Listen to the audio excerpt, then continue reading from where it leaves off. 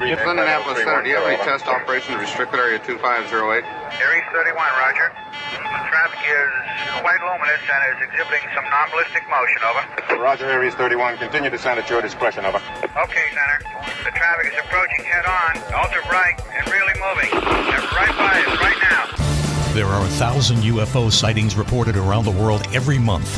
90% of these sightings can be explained, but 10% cannot. Officially and unofficially, the U.S. military has been investigating UFOs since 1947. Their top secret goal is to find out what's behind these unexplained sightings. The Pentagon classifies them as unusual airborne anomalies, but a better term is X-Files. Join us now as Mack Maloney and Commander Cobra explore these unsolved cases, UFO incidents that baffle even the U.S. military. This is Mack Maloney's Military X-Files. And now, here's Mack Maloney. Well, good evening, everyone, and welcome to Mack Maloney's Military X-Files show here on the Distant Thunder Radio Network. This is Mack Maloney. What a show we have for you tonight. But first, let's introduce everybody to the members of the gang. Girls, get ready. Sit yourself down. Fans, misters, big box of Kleenex, extra big box of wipes. Because the very famous Juan is here. You betcha, ladies and gentlemen. Mac, how are you? It's a pleasure to be here as always. I'm really pumped up for the show I hesitated tonight. there for a moment because I was gonna like try to work the word Ouija in there, like had a squeegee. I mean, squeegee, Ouija. Right? Big box of Kleenex, big box of wipes, and a squeegee. Now we're really getting elaborate. Yeah, right. Okay, that's how I felt too. Okay. All right, everything okay with you? Everything's fine. Yeah, having fun with the cute little dog. Did that shirt? Oh yeah, did that shirt come to the top of the pile again? It did. I did the laundry this morning. Weekly cycle, yes. It did. Because we were. I might change into something else halfway. Really? At midtime? At halftime? Yeah, I could. We were talking about your. You look like a Greek sailor last week, and now you're back looking like a Greek. You know, sailor. I had two of those black sailor caps with the braided rope, like, and I can't find them. I think I threw them up because when I bought them, they were too small for me anyway, and they hurt my head. Yes, but it would have been kind of cool just for. They hurt your head, okay. Just for now, I guess I tossed them. Yes. I think I gave them to Salvation Army. I know exactly the kind of. I hate it. Kind of Greek fisherman hat. Yeah. Yep, it's kind of cool. I guess you should get another Greek one. Fisherman. Speaking of Greek fishermen,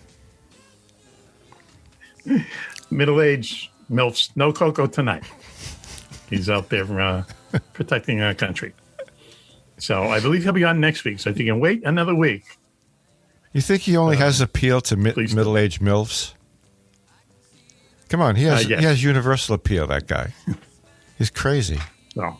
He's crazy popular. You don't read the same reports. You don't read the same reports I do. No, I guess I'm not reading the fan mail like you're reading.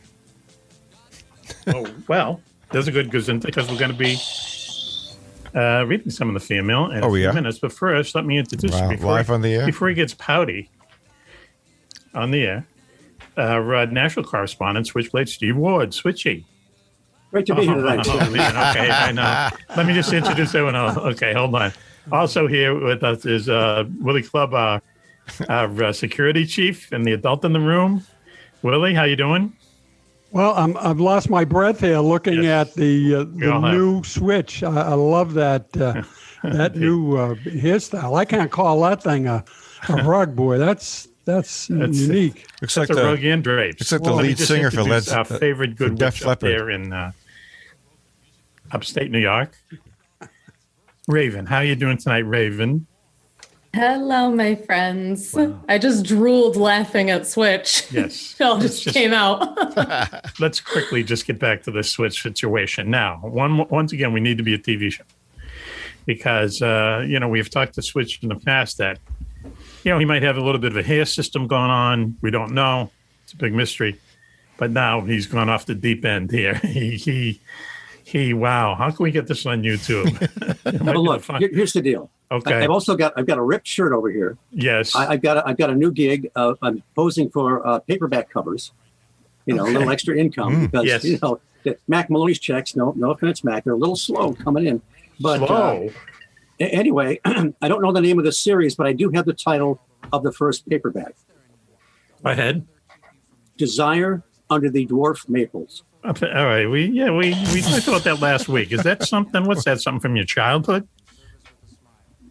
No, it's just the only thing is they said that they might have to use CGI to tone down my muscles. Because the way they are, they look a little bit too unrealistic. That's a problem. Yes. Yeah. We should just tell everyone that as I'm trying to have this conversation with Switch, he has like a Farrah Fawcett hairdo. Would you say that? Is that a middle? I don't know. I thought he looked like that is not Farrah Fawcett. That's not Farrah. What is that? That's the lead singer of a hair band right now. That's what it is. Is that what it is? Okay. Yeah. It's a mix between that or maybe like Brandine down at like the trailer park. Okay. All right. It looks like gorilla hair or something. It's really come on. Well, that's why it costs so much. Blonde gorilla hair. Yeah. Well. Okay. He looks like the lead singer of Journey. That's what it looks like. So listen, how much would it take for us to pay you to go down to the corner store, buy your ring dings and your yogurt down there wearing the wig? $50? They don't make bills with that denomination. Okay. All right. Okay. How about $10,000? Would you do it for that? Well, if I could have half up front, and I would guarantee that I would fulfill the conditions of the money, and then I would get the other half. See, he has a price. Wow. Now it's just a question of negotiation. Okay. But in small bills. Switch. Wow. Okay. I'm sorry, folks. He looks like he's really gone off the deep end, but thank you very much. I actually like the look. It's a good look for him. Yeah. It works. I'm not saying it's a bad look. Yeah, it's works. Just a different look. Okay, it only cost me $15. $15. Okay. Free shipping from Amazon. They bill it to the show. Okay? Really? That's fantastic. Is there anything you can't get from Amazon? Wow. That's what I want to know. No. There isn't anything. Anything you want. Okay, let me just go back up to Raven here for a second. Okay, do you have a new hairdo? Did you get your hair cut or something? Yeah, so I actually joined Switchy's hair system. Really, Mr. Randy? Regime. Yeah, yes. So they provided me with a really great wig. And the nice thing is it fits over my existing mop that I had. And I can still tie it up, and it's fine. Got the bun. Yeah, bun and everything. Yeah. So did you get your hair cut or no? Or is it just me? You did. Okay. Yeah, no, I got like 4 or 5 inches cut off. It was beyond time. Okay, well, it looks good, folks. Take it from me. It looks better than Switch. Sorry to say. Well, that's not saying much. Okay, there he is. No, okay. Wow. Ooh. I'm just looking forward to that first half payment. Okay. All right. Hey, listen. You don't talk to your agent, and you can talk to our agent. A lot of Amazon with that. Coming up, you can buy a lot of wigs. Anyway, coming up later on, we're going to be talking to our good friend Paul Eno. Hey, did you introduce Clubb or what? Excuse me? Did you introduce Clubb? Oh, yes, I introduced Clubb. You did? Yeah. Thank you, Juan, for thinking of me. But yeah, he did. But while you've got me, I have a quick question about Juan. Go ahead. You know, Mac, every week when you talk about Juan and you tell the ladies to get their Kleenex ready, the box of wipes, I always want to ask you, what box of wipes, what kind of wipes should they get? What kind of wipes there, Juan, would you want your fans to get? Heavy duty, I'm sure, right? The ones that, are they flushable? Flushable wipes, something that can you like use them to wash your car as well? Something that doesn't sting, something that will cool you down. All right. Something that doesn't sting. And something that's for external use only. Wow, thank you, Clubb. All right. For external use only. Okay. Well, I'm glad you clarified it. Yes. He's the one who gets the film, that is not us. Now, I got my own wipes right here. I got sample wipes here. These are wet ones, but they're antibacterial wipes. You don't need that. But they're no one's going to be using a wet ones. No one's going to be using a wet one. No. Raven said. They'll already not happening. They'll already be wet. Is that what you're suggesting? Hey, all right, listen. We gotta do 2 hours on the dot. We get some dry ones then. Okay. Dry ones. There you go. Kind of marketing. Screaming. Okay. So listen. I don't know. You brought it up. I don't know. in the last, Paulino will be joining us later on. I hope so. Researcher and he's got to save the show here somewhere. He's actually in the priesthood, and he's been talking a lot about. He's telling me that a lot of people have been asking him lately about the connection between the afterlife and the paranormal. Mm-hmm. So that's going to be interesting. We're also coming up later on. Clubb and Raven are going to be talking to us about Marian Apparitions. We were talking about this off the air, and that's basically when to the Catholic faith. She's known as the Blessed Virgin Mary, the mother of Jesus Christ. And she has appeared to people over the years, not just individuals either. Like at one point in Fatima, thousands of people saw her. So we're going to talk about that tonight. I always have an interest in it because if you take the religion out of it, you have to say, what's really going on here?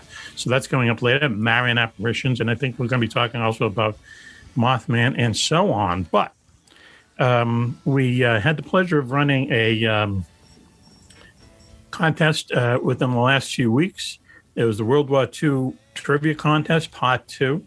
We had 4 winners, and as it turns out, the winners got their prizes from Winning Moves, Game Boy company, winningmoves.com. They do all the kind of cool games that you can remember from when you were a kid, like Chutes and Ladders, Clue, Risk. They do different kinds of Monopoly games. They market the Rubik's Cube, that kind of stuff, Winning Moves. And so we were able to give away 4 prizes, 3 runner-ups, and also the grand prize was Risk in Europe, a limited edition of Risk in Europe, which is very cool. But anyway, as it turns out, 2 of our 4 winners were from offshore, as they say. One was from England, one was from Germany, and all 4 people wrote us fan letters. So we thought that Clubb is here. He's going to reach into the fan mail bag and read these letters that we got from the winners, and also I think a couple others in there. So Clubb, I'll turn it over to you. We'll put a little music, a little fan mail music, and it's over to you there, Clubby.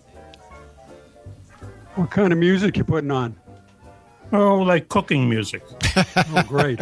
It'll be appropriate. Don't worry. Mm-hmm. All right, Mac. Well, anyways, we've got some good recent responses to those wonderful prizes that were won. The first one is from Allison Spinelli. She's over in Simsbury, Connecticut. I happen to know that area. It's off 202. There's a nice money town there. But anyways, she does say, "Hi, guys. Thank you, thank you, thank you. I feel so special. I'm so glad I won a copy of Clue. I love you guys. Your show is truly a highlight of my week!" Exclamation point. How about that? Wow, I love that. We should, one week clap, one week. Yeah.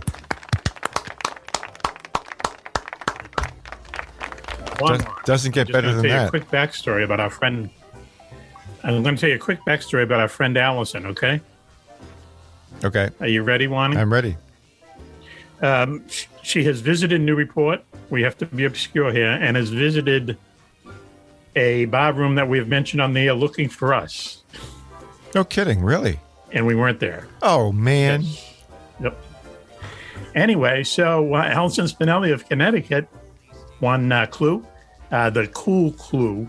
It's a real Generation X Clue game. Mm-hmm. She was one of our runner-ups. Go ahead, Willie, please. Yeah, our next letter is from Deutschland, from Vic Gaines in Zurich, Germany. Germany, yeah. Uh-huh. Hey, Mac. It's Vic Gaines from Germany. Thanks for giving me a chance to win the Clue game. Also, I was thinking if you could do a top 10 list for 1-1, and that would be the top 10 cameo messages 1-1 can do. Yeah, Cameo is, we've talked about Cameo now, and I could see Raven laughing. Cameo is this thing where you can go on to the cameo.com, I think, and celebrities will do for you a personalized kind of like video reading. I heard about that. That lasts about 10 seconds. Yep. Right. Because we talked about it last week. And, and for instance, Ed Begley Jr. will do it for $400. Okay. Meanwhile, our friend Vic the Wop will do it for $40. Okay, it depends on where on the food chain you are. Yeah. So now, our good friend Vic Gaines in Germany, suggesting that these are ways that Wan could appear on Cameo and probably make some bucks. How's that, Club? Is that about right? Yeah, I think that's pretty much it. I was on there looking to see if I could get someone, but the people I wanted were too expensive. So back to Vic's letter. Okay, well, Vic goes on here, and he does say that he thinks the number 10 could just be Wan saying hi, like he does at the start of the show, and then the person's name, and then bye-bye for $5. $5. All you have to do is just go hi and bye. Hi, Mary, and bye-bye. $5. Okay, go ahead. Well, he's got another suggestion, too, about the number 7. That he says hi, then drinks a whole chocolate martini, and you get $15 for that. There you go. $15. That'd be good. I mean, this is easy money. Yeah, this is a no-brainer. The martini will cost $15, but go ahead. That's trickle-down economics. Yeah, he's got another one here. That number 6 could be that he says hi, then makes a chocolate martini and has to drink it for $25. Now you're talking. Okay. One, you in? Yeah. You in or out? Is this my second martini now or what? Okay. I'm in. Yes, you're into your second and third. Yeah. Okay. Go ahead. That and my fans-only website, I'm going to be in business. These are all absolutely true, by the way. This is there's no Mac involvement in this. Go ahead, I get it. The next one is probably going to be a challenge for his neighbors, but number 5 could be that he says hi and then pisses in his driveway for $35. LOL! Exclamation point. Now, he's a fan because he's heard that bumper about you pissing in your driveway during the Bruins game. Okay.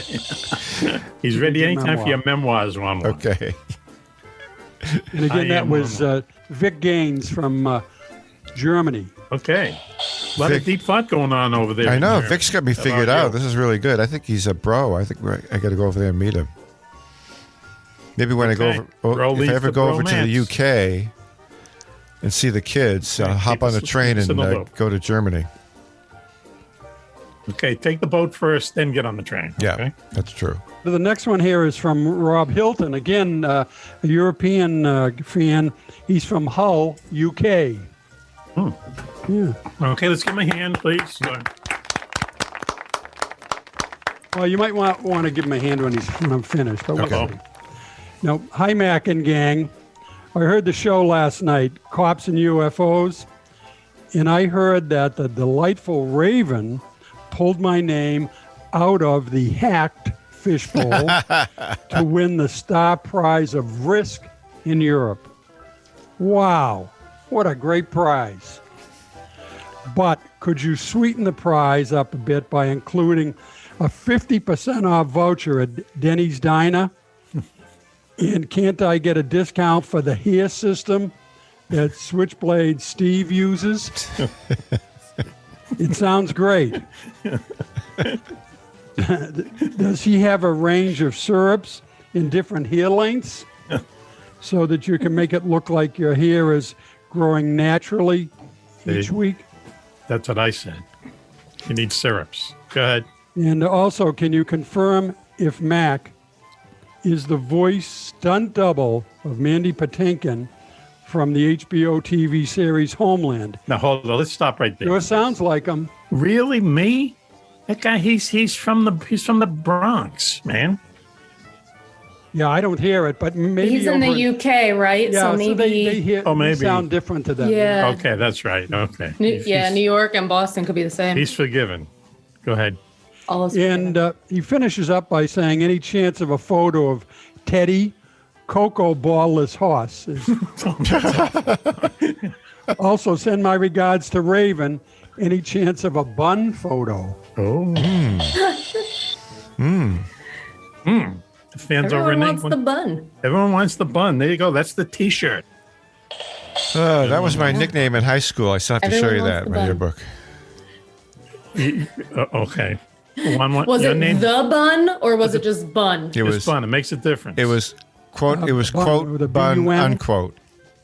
It was Juan Bun Paredes. First name, last name. Why did they call you Bun? It's a long story. Hot dog bun? It's a long story. Is this going to be an adult only segment? Okay, we better move on. Yeah, let's move on. We'll talk about some other time. Okay, all right. Please, Club. All right, well, next mail is from a super fan, Mike Smith.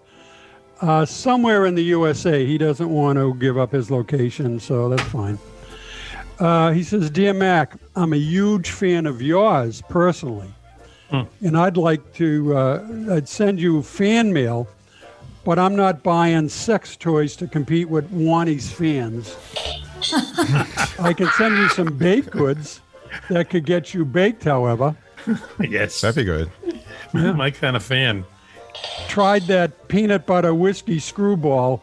It was called Good Stuff, Good Segment, Would Be Mischief with Mac, and it would consist of pranks on the panel and letting people know how you feel about people who piss you off. Oh, yeah. I'm sure you could have fun with it if you were just going to rant about folks or things that piss you off. Yeah, yes. Call it Malice with Mac. Malice with Mac. And he's got a PS here, Mac. Okay. The thing with Clubb and Switch is getting silly. I want to see U-Boat Captain Ward vs. versus. Reincarnation. Yeah, versus. Reincarnation Enthusiast Club. The catch is, to win, they have to share 50% of the other guy's head. Oh, okay. You know, this I can tell that the superfan probably is a little sensitive. I suspect he may wear a rug himself. A system. He has a system. Okay. All right. Well, there you go. You get this. So tonight already, Switchy, you get an offer for $10,000 and offering to some kind of a bet where, if you win, you can shave off half of Clubb's hair. What do you think, Switch? Big deal, I think. He's thinking about it. He's loving it. I can tell by the expression on his face. He's not. Is he saying he can't hear us or something? Because he seems to be typing to us. What's that? Oh, yes. Oh, there you go. Okay. I'm sorry. I will confess I have been. I shouldn't confess what I've been doing here. But yes, I'm sorry. Oh, wow. Should Not like that guy on CNN, is it? Oh, Jeffrey Toobin. He's back on, by the way. Is he really? No. Yeah. Did they put him back really? on? I thought they reinstated them. Yeah, but this time he gets when he's on, they show his whole body. Oh, wow. Well, I don't know. These days you can violate the penal code and they'll give you a raise. We've heard. Give you a raise. Sorry. We've heard that joke before. Okay, so go on, please, Clubb. All right. Well, wait a minute. I lost my place after that. After the big laugh. All right, now saving the best for last, I think, here. Hi, Mac and gang. And, I do want to say this is from Susan Coppola, Cowpilla, it's pronounced. Susan Cowpilla. And she's down in North Carolina at Stoneville. But she's formerly from Woburn, Massachusetts. Oh, really? Wow, good bringing. Yeah. Woburn. Yay. From the neighborhood. All right. Hi, Mac and the gang. I was so excited when I heard Raven say my name as a runner-up to win the Clue game. Also, I have something I would like to send you. If there's a mailing address you could give me to send a small token of affection appreciation. Yes. Now that one, Mac, I don't know. We get a lot of these things, and I'll take that one directly. First, I'll take it directly, Clubb. Don't worry. Okay, go ahead. Now, as far as you mentioning Wan and how the lady swooned for him, right? You, Mac, are by far the better looking of them all. Oh, I love the rapport you all share and truly look forward to each podcast. I'm honored to have won a prize and wanted just to thank you and your posse for your hard work and just plain good listening. Warm regards from a true fan of the show. And again, that's Susan Cowpilla. Wow, that's an excellent letter. That's one more time. That's excellent. Thanks for everyone writing in. And believe me, those are right from the fans. Didn't have to sweeten them up at all. No, you didn't. Listen, we got about edits, 2 more minutes to go in this segment. So I'm sorry. Go ahead. No edits, no messing around, and I'm glad to hear that we have female fans that aren't, that get with the humor and the picky. Yeah. Okay.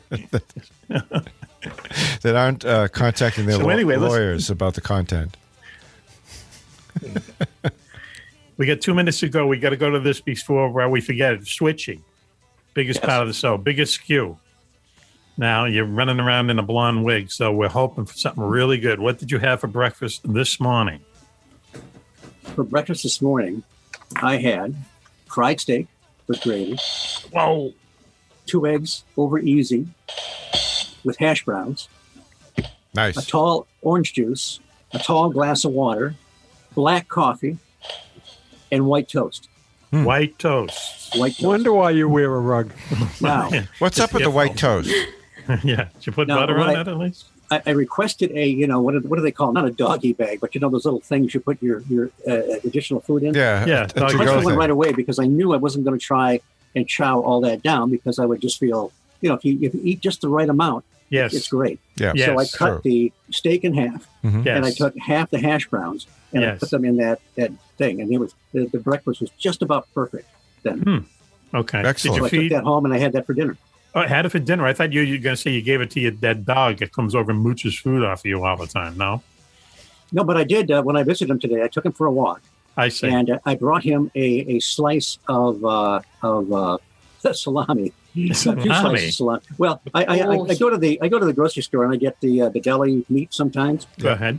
With the cheese and all that stuff. Sure. And so he when I come over there, I know he's looking for food. He knows there's something. Sometimes I'll bring over like a hamburger or whatever and give him a little piece or whatever. Yes. So he's always dogs are always thinking maybe there will be food. See, I said that 2 weeks ago, and Raven let me have it. Do you remember that, Raven? You said, no, there's love involved. You have it. There is love involved, but I don't think you put it that way exactly. Okay, go ahead. Yeah. And I mean, of course, if they're used to seeing somebody and they're used to getting food, then sure. But I think that the dog still enjoys Switchy's company. You think so? Even if you don't have food. But that dog is going to have the toots. Let me tell you. Well, there you go. That's we give Scotch salami and clear the room. Wow. That's an ancient Italian word. Go ahead. So Switchy. So wow, huh? So you had breakfast and dinner all in one. Yeah. I was. Yeah. Right. Was that Denny's? Did you go to Denny's? Yes. And how's the waitress? How about the waitress whose name you don't know, but who was paying attention to you? Well, they all pay attention to you. They're very good over there. A lot of ladies have been there a long time, which indicates that they're taken care of there. They're paid well, probably. Okay. And it was Michelle that waited on me today. Okay, Michelle. Okay, let me put that down. Yep. Okay. All right. You think she asked about the tip? Yeah. We're getting to that. Please. How much was the bill? I'm going to say. I think it was about $16 with my military discount. $16? Holy cow! Hey, gravy ain't cheap, buddy. Oh, gravy ain't cheap. Yeah. Okay. And so, please tell us how much you leave. $10. Oh, yeah. There you go. Now, nice. That's good. One. That's good. I've taught him just like I've taught you, Grasshopper. No, wait a minute. Taught me. Come on. You were leaving $2. I wasn't leaving. About a month ago. You were leaving $2 on $12. No, he was leaving Let's go back to the $3. tape. He was doing the math.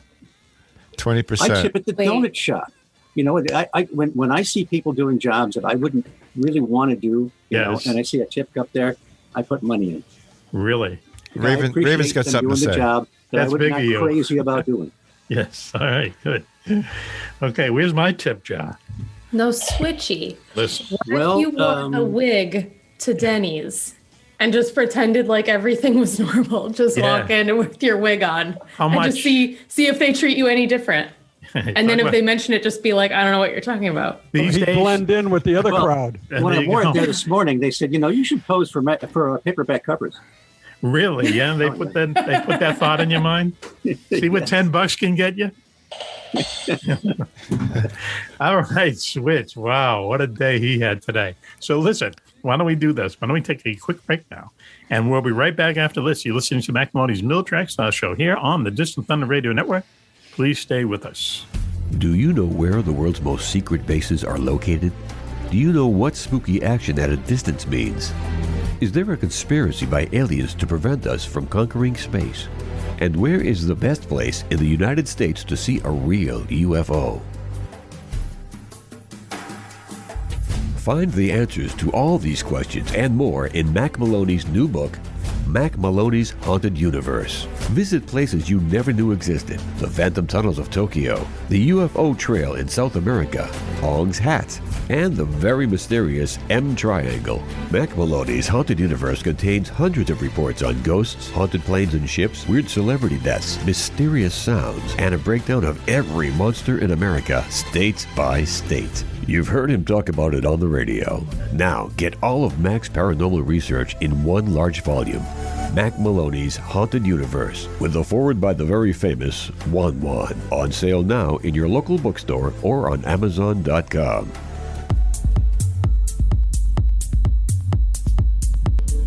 Welcome back, everyone, to Mack Maloney's Military Style Show here on the Distant Thunder Radio Network. This is Mack Maloney. What a show we have for you tonight. Very quickly, the gang is here, girls. You've been forewarned. Very famous Wan Wan is here. Hello, girls. Hello, Mac. Welcome to the show. It's going to be a great time tonight. A great time is going to be had by all, as they say. There you go. Whoever said that. So said the Beatles. Hey, listen. Okay, now the downside. I'm sorry, Mills, Gills, and Gigi Gills. But Coco's not here tonight. Coco is protecting our country. He's on a secret mission, but he'll be back soon. However, earlier on the show, we did have a shout-out to his Huss, his ballless Huss, Teddy. Remember that? Yeah. Shout out all the way from Germany. Went to the archives if you want to pick up that.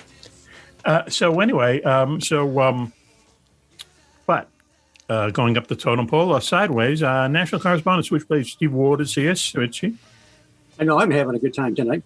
Mm-hmm. Okay, you got a stake in you. Yeah, I like that look. All right. Yeah. Okay. Larry thinks he's seeing things. Yeah. That's the little beetle, kind of a beetle thing going there. No, what is it? Oh, it's a little bit of a listen, fro. I got a perm. Like, it's okay if dudes get a perm. Okay. All right. Looks like a mop. Yeah, but the new millennium. Most perms do. Yeah. Okay. All right. You look like one of the brothers, which would be kind of funny. Anyway, here's they're calling me now. Switchy, you're here tonight. You had the steak and eggs for breakfast. The astronauts breakfast, some hash browns on the side. Yep. Okay. All right. Michelle was your waitress. Yes. And you were over-tipped her like Uncle Mac says to do, correct? Yes, I over-tipped her like Uncle Mac said. Yeah. Okay. All right. Another grasshopper under my tutelage. Also, our security chief, Willy Clubb, is here. Willie. Hi, Mac. Hey, gang. It's great to be here tonight. Mm. Yep. You got a Red Sox shirt on. You jumping on the bandwagon? Is that the angle? Hey, first place. We love a winner. Yeah. I know it. Say it, man. They're nuts. They're nuts. They're almost too hot not to cool down. But let's dispense with sports and get up to our favorite witch up there in upstate New York, Raven. Raven, how are you tonight? Hi, friends. I'm doing great. Thanks for having me. Raven got her hair cut, everyone. Listeners should know. They want to keep up on things. Mm-hmm. Okay. Got a haircut. You cut it yourself, right? In play. The bun is intact. Intact, yeah. Bun ain't going anywhere. Okay. It's a permanent bun. Because we got a request from Germany, too, for a picture of the bun, as it turns out.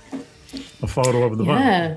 Yeah. We're going to transition from feet pics to bun pics. Yeah. I'm here for it. Hear that, Larry?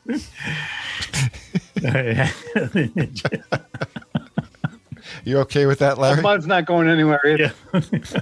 Listen, we have a special guest on with us tonight. I don't know why. We had to kill some time, but it's his birthday. And so it's Uncle Larry, who happens to be Raven's father. Really, let's clap. He really will pop.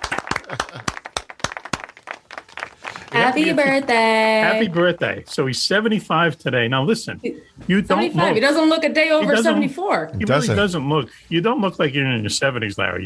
You're pretty, you're kind of in shape for someone who's in the later years. Spry, man.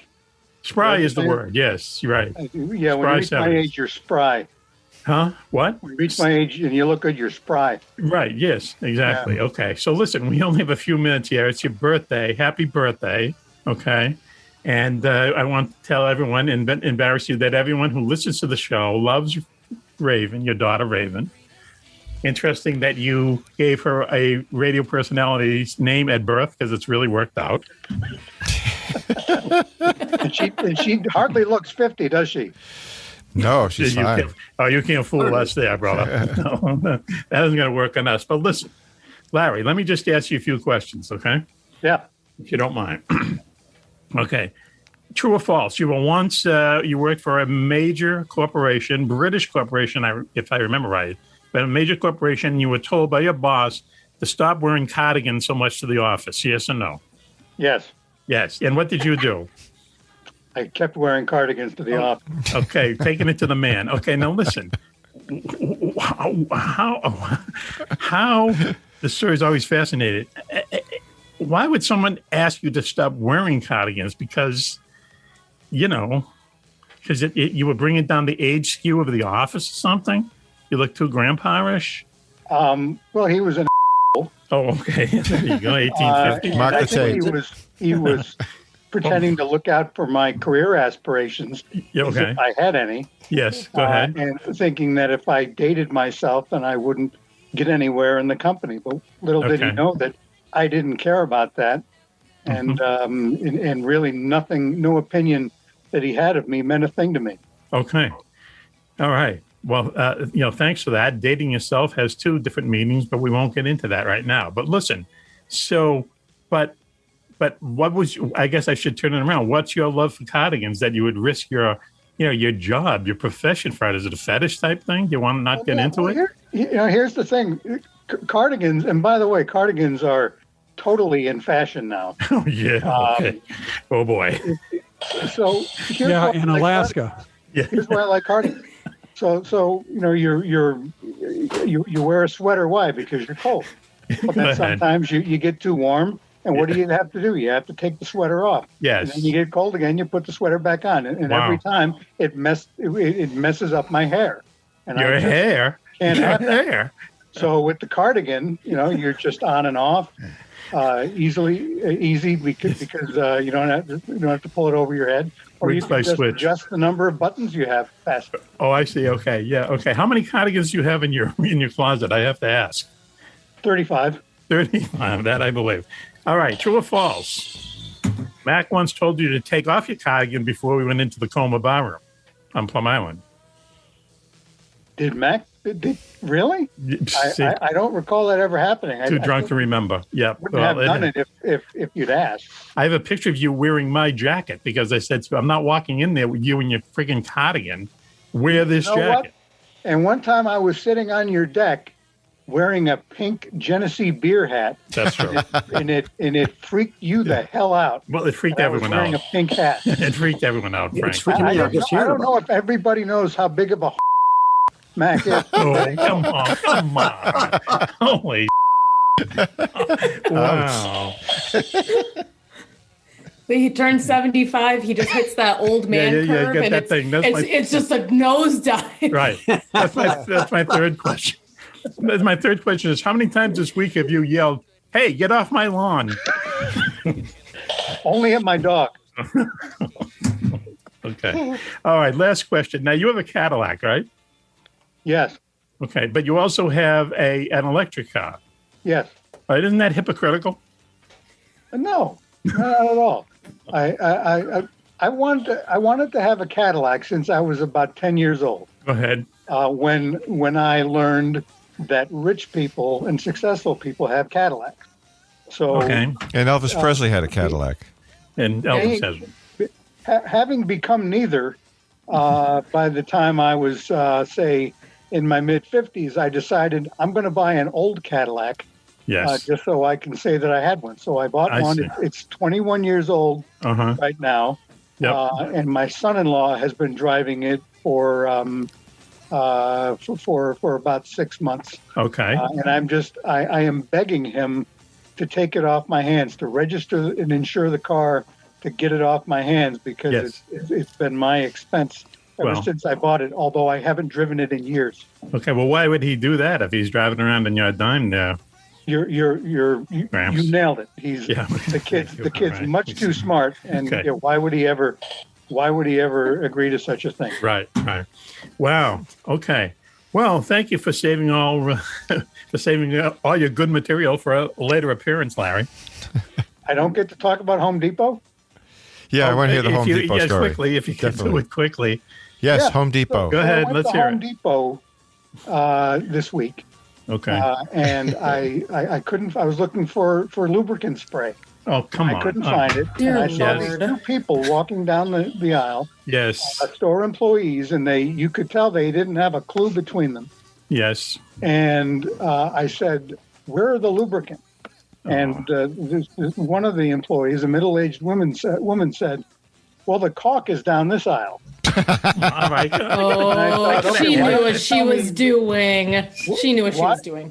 Yes. I thought, why don't you tell me where the grounding rods are, or maybe the 2x6 listen, or the furnace filters? So I know that they say it's hard to get good help these days, or any help at all. That's right. Yes. I wasn't expecting Bob Vila to walk up to me at Home Depot, but at least I thought maybe I'd find somebody who knew what the word lubricant meant. But that's I guess it's too much to ask these days. Okay. Wow. So I get a hold of you like about a half hour before we won the air, and you come with material. Is that what we're talking about here? Hell yeah. Yeah. Okay. All right. Yeah, Get your money's worth with me, Mac. Jackie Mason just passed away. Yeah, he always comes locked and loaded. Yeah, I saw that. Jackie Mason just died, but do you know who I share a birthday with? Let's guess. Norman Lear. Oh, really? Norman creator Lear of All in the Family. He's fantastic. Today. You look a little. You need 99. Yeah. Wow. He's 99 today. Yeah. Good for him, man. Sheesh. Wow, man, good living in Hollywood. You just need that inverted sailor's hat, and you would kind of look a little Norman. She always wears that. You know hat. who just turned 52? 52. No. J-Lo. And she's back with Ben Affleck. Wow. No. Get out of And she has town. abs. Up. No way. Yeah. She is. Wow. Yep. I know. Really? I said the same thing. All right, I need a drink now. Yeah, okay, we all do. Larry, thank you, and happy birthday, really, sincerely, from the bottom of our hearts. Happy birthday. Thank you very much. Okay. Happy birthday. And now you're a double drag on the Social Security system. Okay, all right. You got Medicaid A, B, C, and D now, correct? Medicare. Probably G, too. Yeah, G. Okay. Look at the dental work, too. That's Medicaid J. Thank you, Larry, for joining us. We really appreciate it. Next time, we'll talk about your pool proudness, okay? Great. Thanks for having me, Mac. All right. Yeah, stuck out in Las Vegas. He calls me once. He goes, I'm in Vegas. I don't know what to do. I have to go home. There's nothing to do out here. I said, who's paying the freight? Well, they gave me $500. But, call a counselor. Don't call me. I mean, like, how do you not figure out something to do in Las Vegas? With someone else's money. Yeah. You literally don't have to pay any of it. You can do whatever you wanted. There's so much to do. Doesn't it seem bizarre to you, Larry, that you would have that, kerfuffle? All the casinos banned me because I'm so good at counting cards. Oh, Jesus. Yeah. Hey, listen, can I tell you, pal? They catch you counting cards. They don't ban you. They bury you in the desert. Mm-hmm. But a whole lot of hookers. Could have gone but anyway, to a museum. That's Vegas. All right, so listen, why don't we seen take a break? the Beatles' Love or Celine Dion. Yeah, or Cirque du Soleil. Yeah. Cirque du Soleil. Could have done literally anything. You could have done. Hoover Dam. Hoover Dam. You come with me next I drove time out and there, you show Club, me and all saw the Hoover sights. Dam. Okay. It was great. I'll be glad to go out there. I'll pretend I'm you. I'll lose in the first round to go around and spend their money. That's what I said. I said, just send Mac. He'll lose, and then he has all day. I'll rip up the top of the pool, the pool table with my stick. Anyway, thank you, Larry. Win every match. All right, thank you. Thanks for brightening our evening. So why don't we take a commercial break now, and we'll be right back after this. You're listening to Mack Maloney's Mill Tracks, our show here on the Distant Thunder Radio Network. Stay tuned, please. UFOs are found in Renaissance art, on ancient coins, and etched on cave walls. They're even reported in the Bible. But more surprising is when UFOs are seen the most, in times of war. Through centuries, thousands of UFO sightings have been made by high-ranking officials, military pilots, and ordinary soldiers. Often, these fantastic appearances occur at the height of great battles. From World War I to D-Day to Korea, Vietnam, and beyond, military investigators are baffled. Why do UFO sightings spike so drastically during wartime? Could it be mistaken aircraft, or is someone or something looking in on us? In UFOs in Wartime, What They Didn't Want You to Know, Mack Maloney chronicles centuries of these incredible sightings and tries to solve the puzzle of why so many UFOs are seen while humanity is at war. Read about the scare ships, the ghost planes, and the ghost rockets, alien giants in the jungles of Vietnam, UFOs controlling our ICBM bases, dogfights with flying saucers during the Gulf War, and more.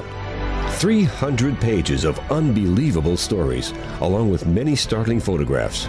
That's UFOs in Wartime, What They Didn't Want You to Know, by Mack Maloney. On sale at your local bookstore or on Amazon.com.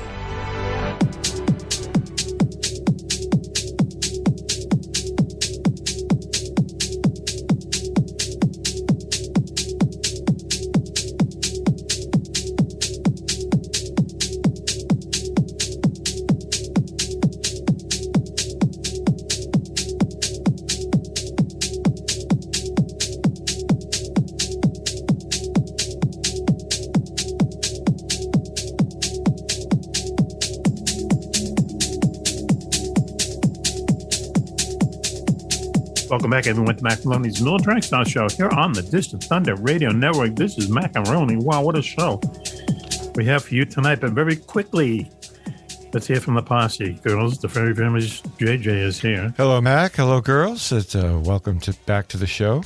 If you've been here from the beginning, it's been hilarious, hasn't it? Right, Mac?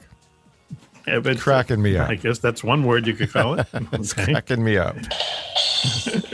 Highly censorable might be another term. It's another show that my wife can't listen to. You're Nikos. Yeah, okay. You should not listen to it. Correct. Nikos the fisherman. Outfit. Yeah. I'm going to get you one of those hats. I had two of them. Okay, we have to. My heart breaks every time I have to announce this, but Milf Gills and Gigi Gills. No Coco tonight. He's on a secret mission. Switchblade Steve Ward, however, is in the house. One steak and a couple eggs and a bunch of hash browns into the day. Switchy. Great to be here tonight. Okay. Left a big tip today for Michelle. Yeah, and I'm going to be reimbursed, right? Sure. No? Okay. Not for the tip. Anything for love there. Anything for love. Speaking about love, I love Lee. Whoop, Clubb is with us. I'm sorry. Page 2. Okay. Willy Clubb, our security chief, is with us. Hi, Willy. Mac. Hi, folks. Thanks for having me. When are you moving? Night. You're moving soon, right? Moving the end of... Yep. Okay. Yeah, okay. For some reason, the NSA blurted that out. Do you need help moving? No, we're doing good, thanks. We've had a month and a half to prepare, so... Okay. Little off show talk. All right. But getting to the beauty among the beasts is our favorite good witch, Raven, up in upstate New York. Raven, how are you? Hi, my friend. Hi, Raven. Fantastic. Thank you for having me. You look fantastic, too. New haircut. Thank you. New haircut. I had a new haircut. This is my new haircut. It's a new do for the new you. So what did you have? I'm going to say, did you have like 4 or 5 inches cut off or something like that? Even though I hate to use that term, really? It was a whole cannoli. I was I asked the girl, I said, I need like a cannoli's length cut off. And she was like, okay. Cannoli? What's that? Exactly what I was talking about. What you say? A cannoli. What? You don't know? What is this? You're kidding me, right? No, we know what a cannoli is. What is this cannoli? We've never heard it in measurement than hair before. Well, just because a cannoli is like about 4 inches, right? Oh, they come in different sizes. I think so. Tell me when to stop. He said. Anyway, listen. When they say holy cannoli, it's bigger than 4 inches. We actually have a priest in the house, someone who once was a priest, so we have to watch. I'm burning in hell. Oh, my God. Yeah. Why start now? So our good friend Paul Eno down there in Rhode Island, I'm assuming. Let's please. Hey, Paul. Give it up for Paul. Paul.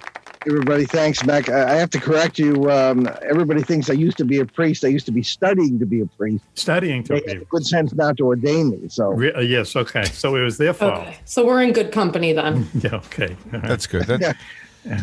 How long were you in the seminary for? It was a good better part of 10 years. Wow. 10 years. Back when you could enter the seminary at the age of 14, the minor seminary, so high school, college, and then several years of graduate theological work. The first 8 years being in the Roman Catholic seminary, and the last 2 being in the Eastern Orthodox seminary. So it was a rather unique experience. Wow. So I thought seminaries were like boot camp. You went for like 2 years and then you become a priest. So is that the routine? Nope. Well, now they encourage you to be, a non sort of monastic. They will send you to ordinary colleges with people of the contradictory gender, and I think it's a far more healthy experience. And the Orthodox seminary was much healthier because their priests are married. Yes, they're parish priests, and there were female students, and the faculty had families and kids. They're a lot healthier. Yes, right. Yes, sure. Well, that's interesting. So, while you were in the seminary for all that time, so it's like no female companionship, correct? Well, the Roman Catholic seminary, yeah. Yeah. Oh, but in the Greek Orthodox, it's okay to have a girlfriend? Oh, yeah. You're expected to. As a matter of fact, that was not on my I became Orthodox because I thought it was more original, to the early Christian faith. Sure. And, in a lot of ways it is. But that wasn't even on my radar, the celibacy thing. And, I'm halfway through my first semester at St. Vladimir's in New York, and they said, all the other guys had girlfriends. And I said, well, I don't know. I didn't even think of that. And the first girl I ran into at my Orthodox parish was this devastating blonde. Mm-hmm. And because I had I was still 14 emotionally. Yes. It was like a pig's breakfast out of the whole thing. So 45 years later, we're still friends. But I mean, still friends? Yeah, okay. Good for you. But eventually, I found a woman who would put up with me, and we've been married for 40 years. So. Oh, wow. Okay. Huh. Wow, fantastic. Wow. What a life you've had. Yeah, it hasn't been boring. So involved in between all this, you a UFO radio broadcaster. I think that's a correct description, right? You've been on the radio for a long time. Yeah, we've been. We're our 14th year, and we're pretty much. It's a paranormal hodgepodge. We deal with all paranormal events. A lot of UFO stuff. We seem to be more welcome among the UFO community.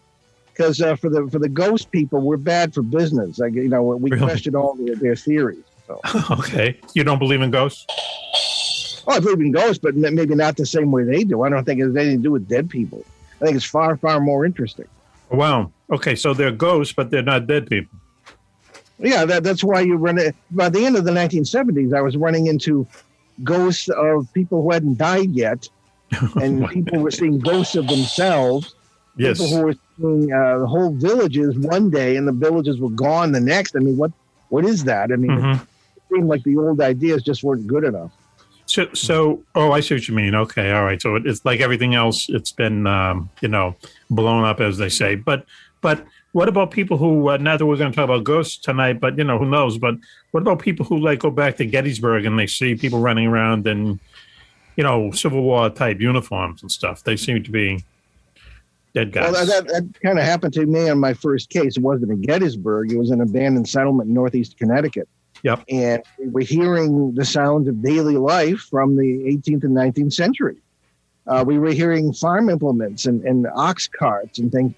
And the first question that arose with me, we being myself and several other seminarians, this is what eventually got me thrown out of the seminary, was researching this stuff.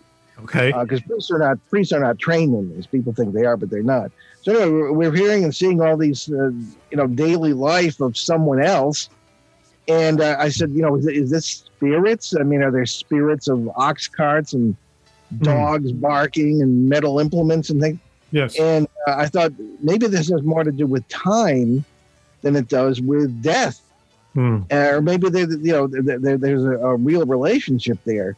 So that started me off on a whole new sort of point of view. Yep. And later on, I discussed, and I only talked to him for the first time a few weeks ago, was Dr. Jacques Vallée. Yeah, sure. Who in the 1950s was talking about parallel dimensions, parallel worlds, the multiverse theory that was still developing at that point. And I think that is what explains what's going on. And I've had, in my last book, published 2019, I was writing some things.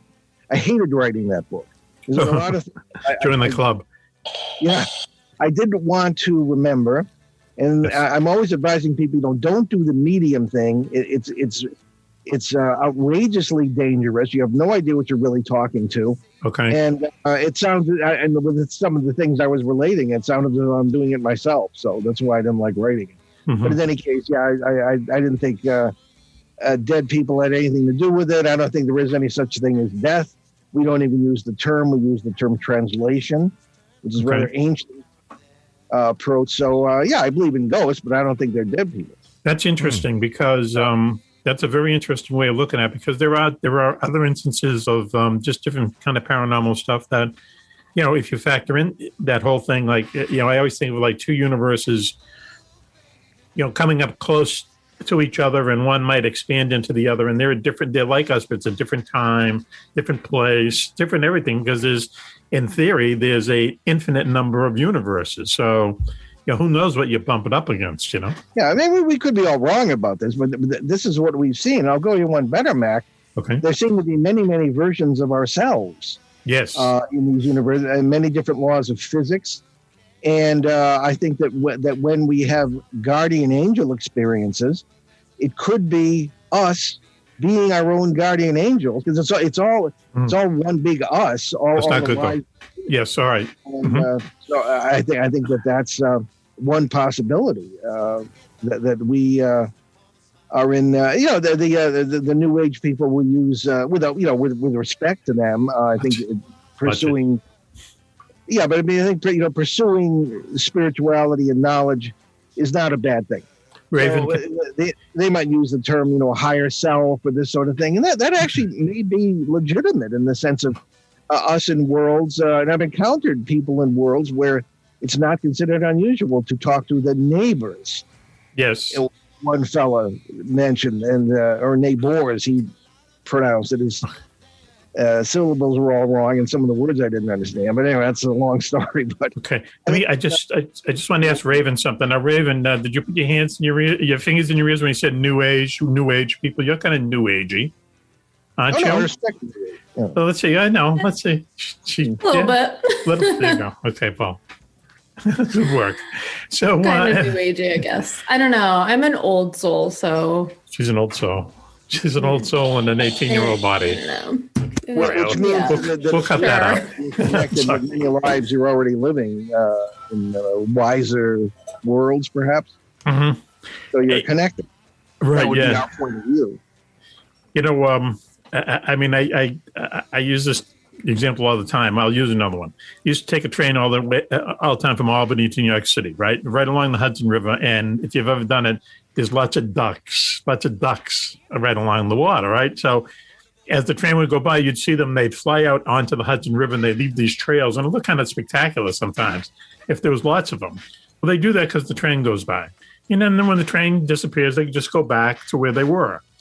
They have no idea what a train is, people on a train or anything like that. They just react to something that happens in their life, and then they go back to their normal thing. And it's kind of like the same thing with, when we run into something that's paranormal, or UFOs especially, it's like, maybe we are like the duck. The duck can't understand what a train is. Maybe we can't understand what all this stuff is. You know what I mean? We're not on that level yet. Well, yeah, probably not. But I've met some pretty intelligent ducks, Matt. Hang on. Wow, that was a long story for a duck joke. Go ahead. Go, please. One of the analogies that I like to use is that of a book. All right, you got an ordinary book. You open it up. You got chapter 1, and you read it all the way through to chapter 25. Okay.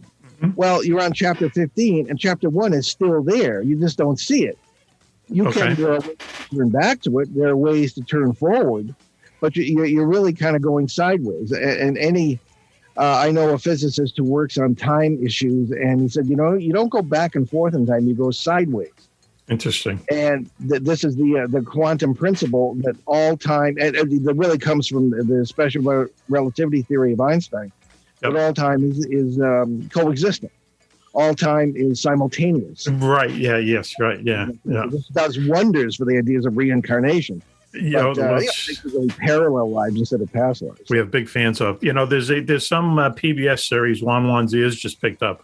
I guess the guy's name, he's a physicist. His name is Green something, Joe Green, but he very simply explains how, as you just said, all time just is happening. Okay. And this whole idea of looking back at time is really kind of an illusion in our heads. And I can't explain it now, but he explains it very, very simply. And you go, wow, yeah, that's right. And, but this has to be the way it's meant to be in the creator's dream, right? That, we don't know what death is. For some reason, we don't know what death is. For some reason, we have in our head that time moves forward. Time moves forward. We grow older, It's hard to bite into the fact that, hey, it's all happening at once, but yet it is.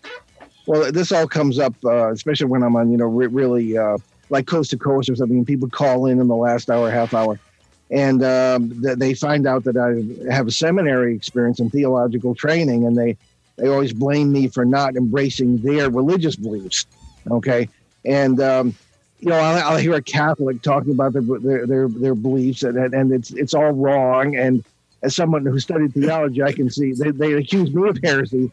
But having said it, I can see heresy after heresy after heresy, what they're saying. All right. Yes. It's all relevant. So, Paul, excuse me, how about Ouija boards, parallel universe? Do you have any thoughts about the use of Ouija boards? Yeah, quite a few, because I've had about 65% of cases, particularly involving young people that I've had over the last 51 years or so, have started with kids using Ouija boards, which is not a game. I've been after Milton, I forget, is it Hasbro now has the rights to it? I was after Milton Bradley for years, like they're going to listen to me, asking them to take it off the market. And it's like, I use the analogy of, okay, you want to meet your new neighbor, okay, or you want to see who's in the next house. Yep. You take a backhoe or a bulldozer, you're going to knock down their living room wall. That's not how you meet people, okay? Yes. They're probably going to come out with a shotgun, all right? Yes. Or they're hostile in the first place. Yes. It's far better to, I do it very passively when I've had these experiences I didn't want to write about. Okay. Ouija boards, and a dear friend, Rosemary Ellen Guiley, yes. we agreed on two things. We were great friends, and it was Tuesday, okay? But other than that, she thought Ouija boards could work. Not just work, but be a good idea. Now, we would go round and round about that. Yep. And I said, you can stand in the middle of a highway. Maybe you'll get hit by the Mack truck. Maybe you won't. Mack truck. Probably you will. So it's not worth even taking the chance. There are far better ways to communicate. Yes. If you want to, and maybe you shouldn't want to in some cases. Well, speaking of Coast to Coast, you probably recall Art Bell was horrified of Ouija boards. Yeah. Was he really? Yeah. Oh, yeah. Someone had a bad experience with one, I think. Yeah, he said that it brought in evil spirits, or whatever. And not just you, Raven. Always ruled against Ouija boards. If you ever mentioned a Ouija board, boy, he would go on and on telling you, throw it away. Oh, yeah. Really? Yeah, but we know it just happens that we know the guy who runs the company that makes Ouija boards, Phil O'Baines. He's on all the time, and he's a good guy, and but he just happens to own this company, and it's a mass produced product. Why would this unbelievable type of thing be happening with something that they make in South Korea by the millions? Well, it's all about money. Yeah, I know, but why would that be the gateway to this unbelievable, fantastic thing? Well, I mean, you're using a sledgehammer technique to break down what a physicist might call the membranes or brains, BRANES. Yes, right. Yeah, right. Yep. Diversal worlds. Okay, yes. That's our point of view, and that works. What's over there? You just don't know. And the caveat here is that parasites, as we call them, and we called them demons when I was in the seminary. Yes. But parasites, energy parasites, they've been called, are very likely to come through because they're hungry, and you're ringing the dinner bell. You know, I mean, I could see that maybe something like if you, you know, if you're doing a Ouija board, and I haven't done one in, you know, I don't think even ever, but maybe if you have 4 people concentrating on the same thing, maybe that has something to do with, you know, ripping the brain or something, you know? Oh, yeah. I think so, too. Yeah. It's a cooperative effort. Okay.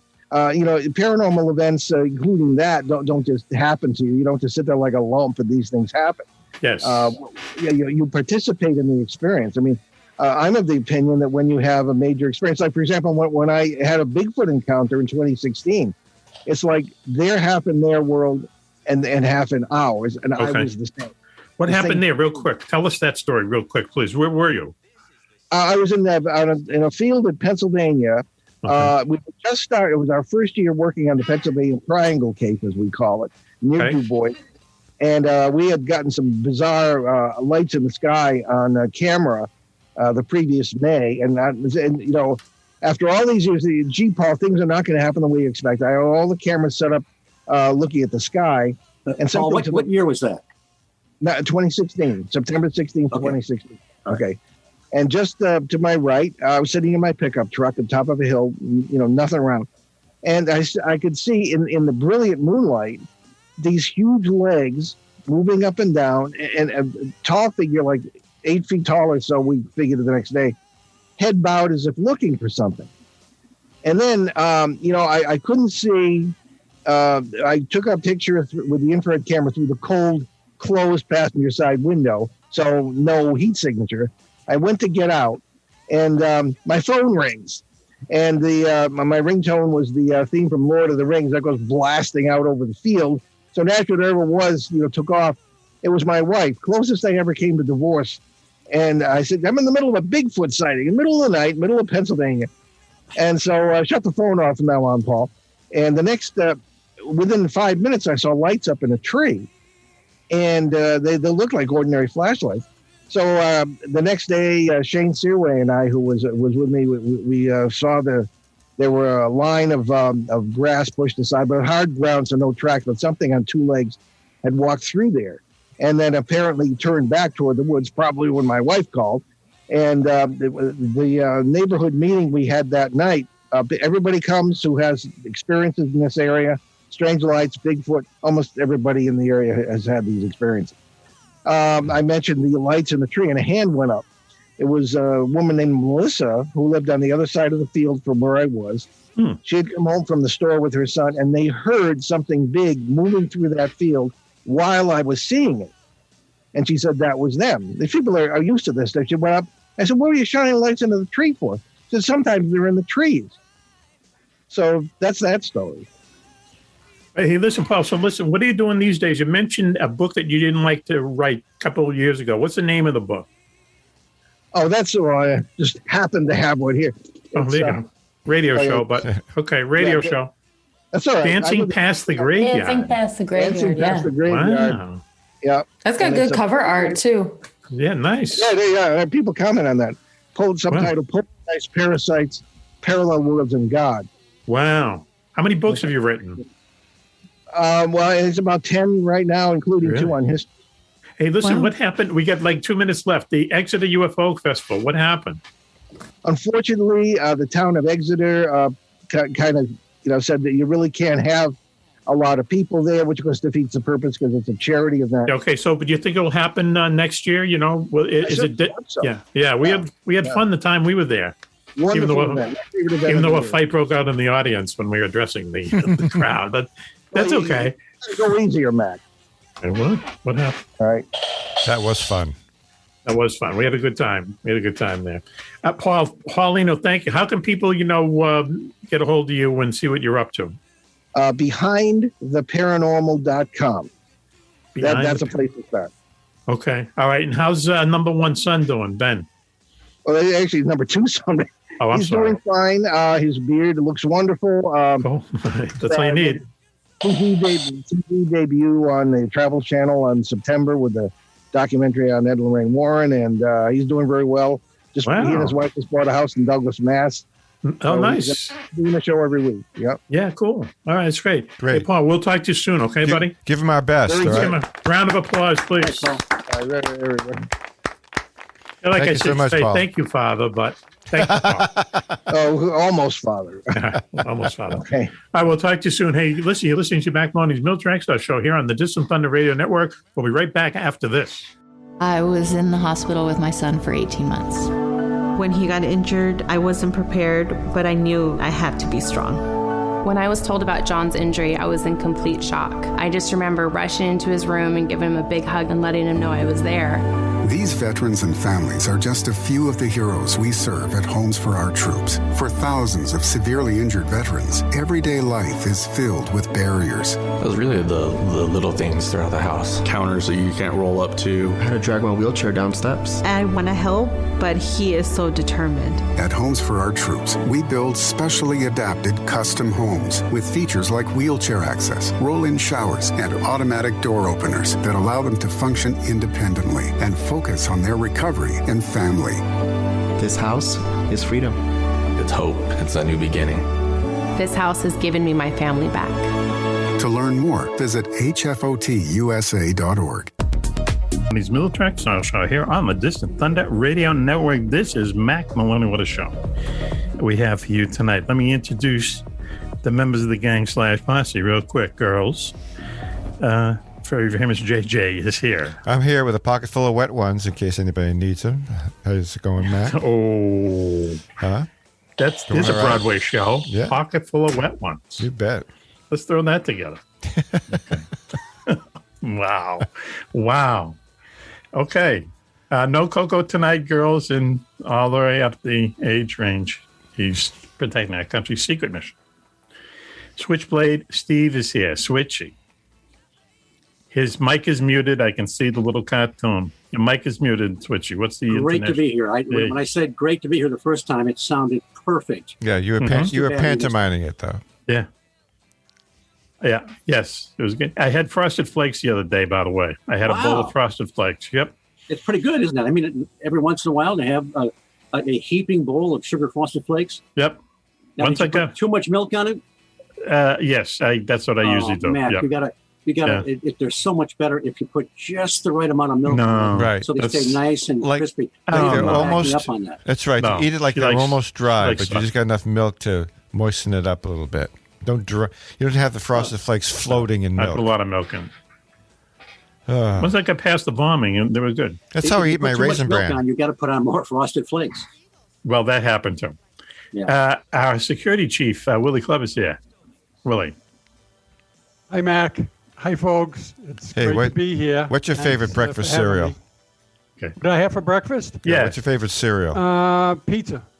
Yeah, okay. I did. Freaking Club. I love pizza for breakfast. Such a rebel. Yeah. Pizza's So great. bad. That's the first thing you had. I've had pizza at 8:30 in the morning and stuff, but I've had breakfast before. But my hat's off to you. I can go with a pizza. Yeah, it wakes me up. I don't know what it is. It's better coffee. Oh, wow. Okay. That lovely laugh you had, that lilt, is our favorite Goodwitch Raven. Raven, how are you tonight? Hi, my friends. I'm Hello, so good. Raven. Thank you for having me. Good. She got a cannoli worth of hair cut off, and yet she still has the bun. Okay, and, show me how long's a cannoli. Show me on the screen. Is it About that long. All right, one. Okay, come on. We're a radio show. like a regular cannoli is, I thought it was like 4 inches. 3 inches? So that's It one. might be longer than that. Well, come on, let's go. I got this much hair cut off. Okay, all right. A cell phone length of hair. Cell phone, okay. However much that is. All right. Looks to be about 7 inches to me. Who knows? Still long though. Wow. Okay. Good hair. But the hair looks good. The hair is really rocking. Yeah. If anything, Thank you. look. Yeah, it feels so much better. And I hate to say this, we may have to cut this up, but she looks even a little bit younger, guys. Don't you think? She's or shouldn't I looks say younger every week. I don't know if it's the lighting or at this what. Point. I don't even know how old I could look. She always looks good. I don't know. She just got out of the shower.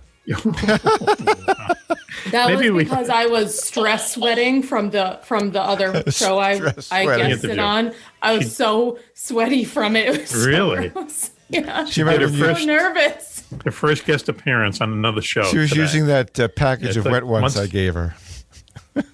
Yeah, now we know what they're for. I should have gotten the friggin' wet wipes. Wet ones. Wet wipes? A pocket full of wet ones. I can see that on Broadway, man. Come on, open with a big dance number. Writes itself. Anyway. It does write itself. Well, listen, we started talking the other day about, we had a discussion about Fatima. And, real quick, when you look at what happened to Fatima through religious eyes, and there's a lot of proof kind of leading to this, that, some kind of a vision and apparition appeared first to 3 kids, and then a year later, literally tens of thousands of people.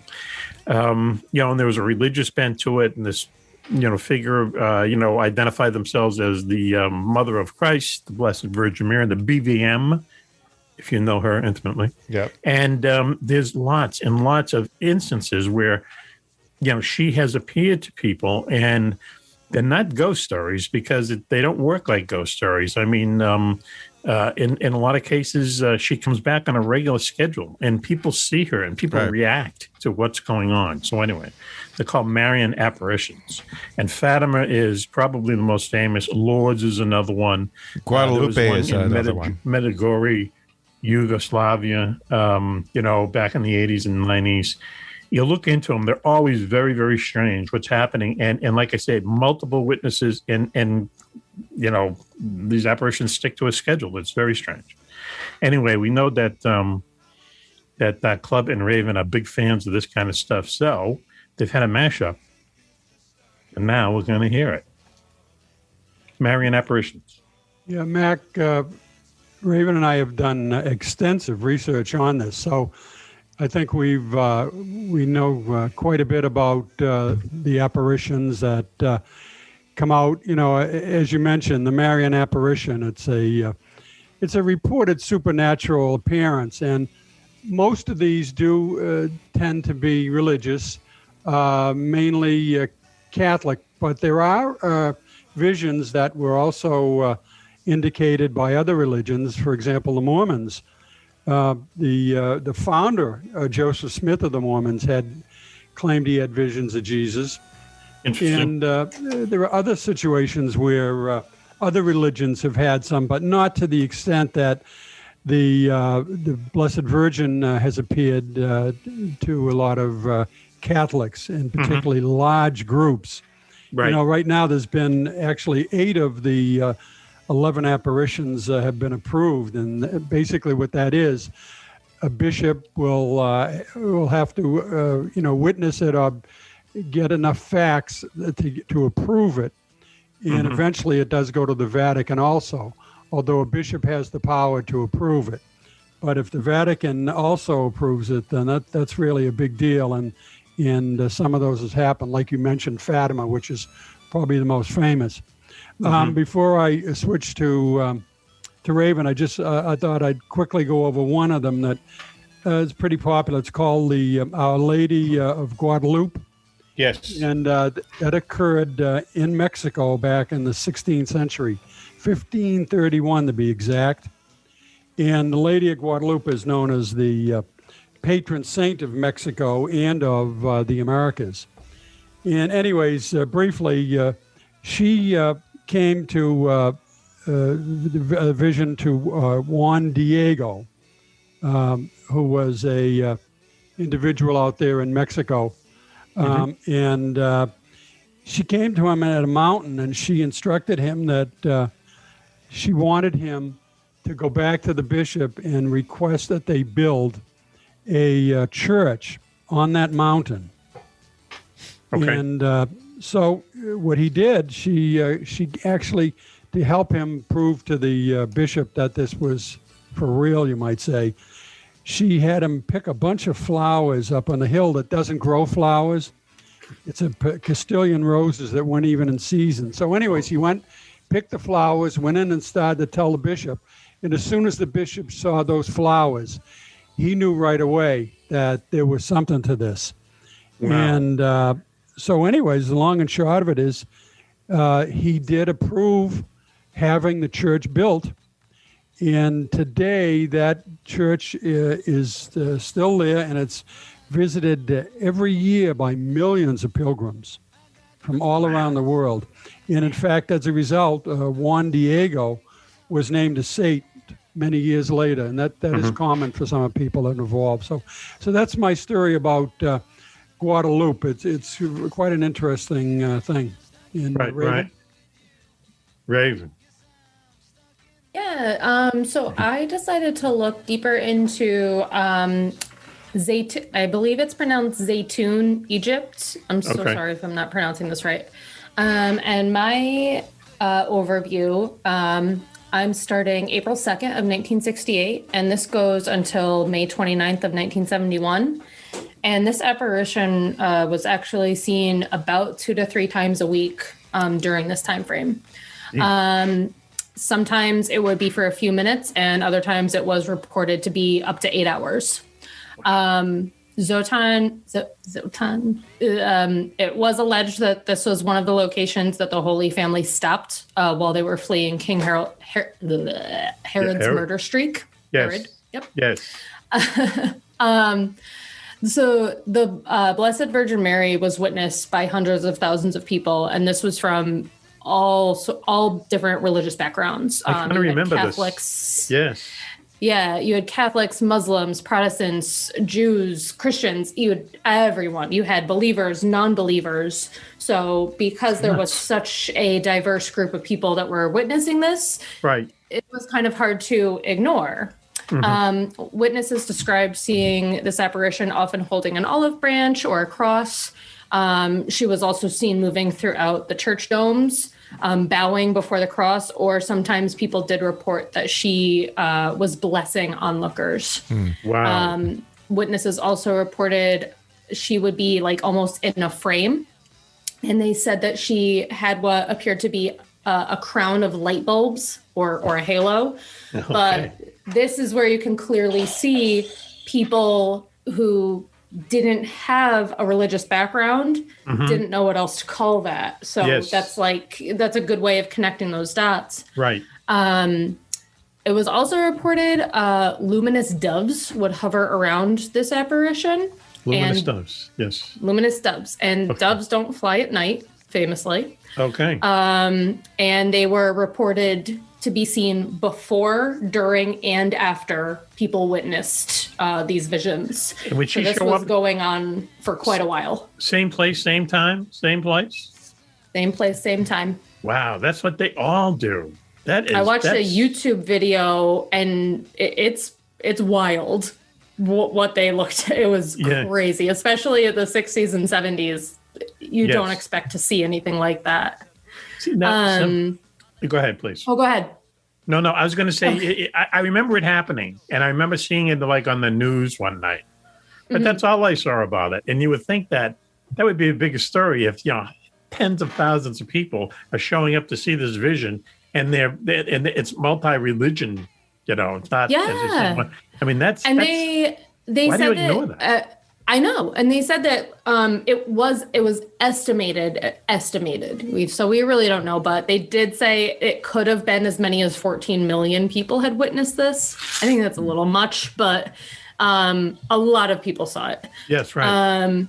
And there were also reports that people would smell a strong scent of incense while this was happening, which is very similar to the opposite of that, which is when there's like a demon, you smell sulfur. Yeah, right. So this is like a saint version, so you smell incense. So I liked that, so I wanted to include that. Yes. I'm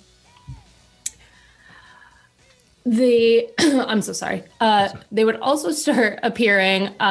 It would start as a small ball of light, and then it would eventually materialize, taking on the full form of the Virgin Mary. Okay. And it was also accompanied by blankets of shooting stars and flashing lights. So this was like a whole show that was going on. It's a light show. Yep. Correct. They did also, in one of the interviews I watched, they interviewed a doctor. Her name is Dr. Venice Khalil. I believe. And I'm sorry if I'm mispronouncing that. And she witnessed this and could not give any explanation through science or medicine what she was witnessing. Wow, that's nuts. Yeah. Well, yeah, which I love that, because now you're seeing it from, here's somebody witnessing it from religion, from somebody who's a believer or a non-believer, and now you have science, and there's no way of knowing what you're looking at. One has just passed me a note. Is Mary hot? I mean, I feel like she's like maybe a bit of like a 4, maybe. A 4? Yeah.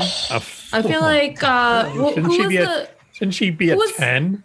No. Who was the bad one? Mother Teresa? Was she the one with sass? Who was the one with sass? Mother Teresa. That craven. I mean, maybe she's a 10. I don't know. Okay. She's always in frumpy sheets. Yeah. Well, no miracles for you. No, really. Yeah, we're lost. Hey, listen. Can I just throw in a question and then you? I got a question. Okay, go ahead. You go first. How do you fake something like this? I'm sorry.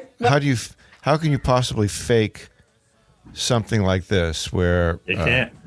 All these people see this thing. That's the thing, especially in that time frame. You didn't have things that could project onto buildings like you do now. You don't have, you don't have the special effects that Pink Floyd had when in their concerts. Yeah, you're right. Yeah. It almost sounds like a rock concert, but to put on something like that, you'd take 100 people and all kinds of projectors and stuff like that. But the way it was like hovering above this church. It wasn't like it was being displayed on like the church wall. It was like above it. Yeah. And there was absolutely a form. It's very strange to watch it.